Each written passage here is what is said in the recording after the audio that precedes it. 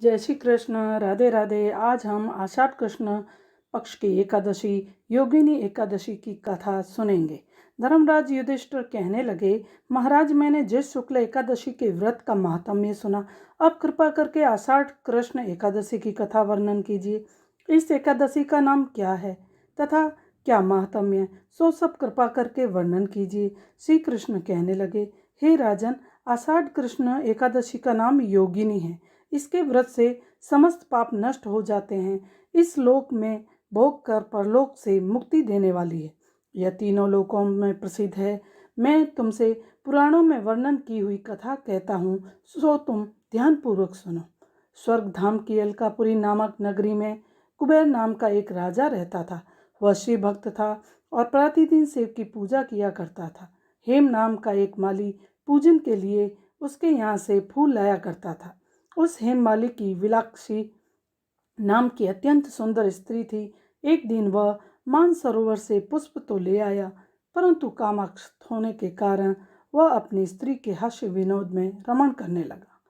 उधर दोपहर तक पुष्प लेकर राजा के पास नहीं पहुंचा।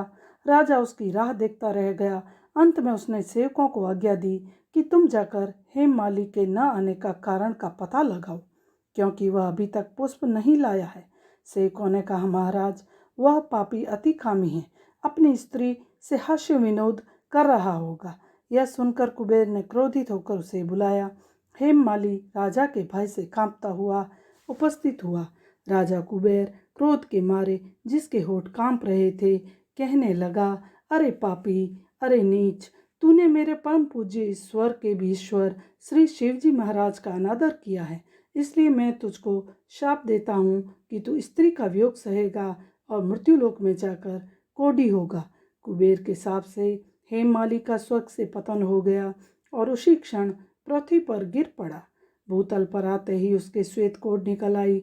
उसकी स्त्री भी उसी समय अंतर्ध्यान हो गई। मृत्युलोक में आकर उसने अनेक दुख भोगे। भयानक जंगल में जाकर अन्न और जल के बिना भटकता रहा। रात्रि को निद्रा भी नहीं आती थी, परंतु शिवजी पूजा के प्रभाव से उसको पिछले जन्म की स्मृति का ज्ञान अवश्य रहा। घूमते घूमते एक दिन वह मार्कंडेय ऋषि के आश्रम में पहुंच गया, जो ब्रह्मा से भी अधिक वृद्ध थे और जिनका आश्रम ब्रह्मा की सभा के समान लगता था। हेममाली वहां जाकर उनके पैरों में पड़ गया। उसको देखकर मार्कंडेय जी बोले, ऐसा कौन सा पाप किया है जिसके प्रभाव से तू कोढ़ी होकर महान दुख भोग रहा है। हेममाली कहने लगा, मैं कुबेर का सेवक हेममाली हूँ। मैं राजा की पूजा के लिए नित्य प्रति पुष्प लाया करता था।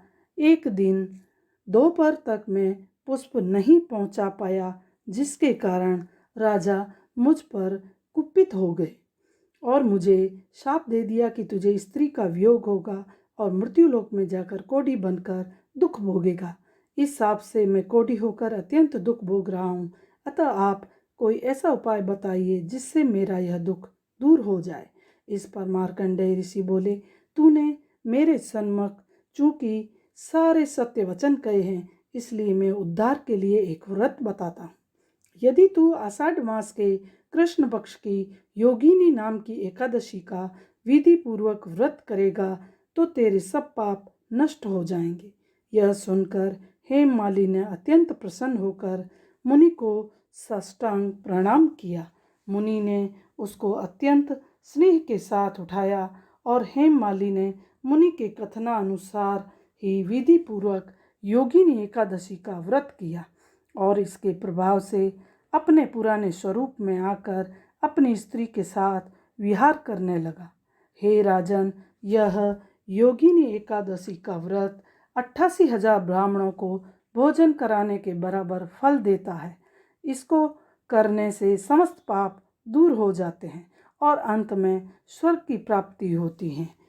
बोल श्री एकादशी भगवान की जय। जय श्री कृष्ण। राधे राधे।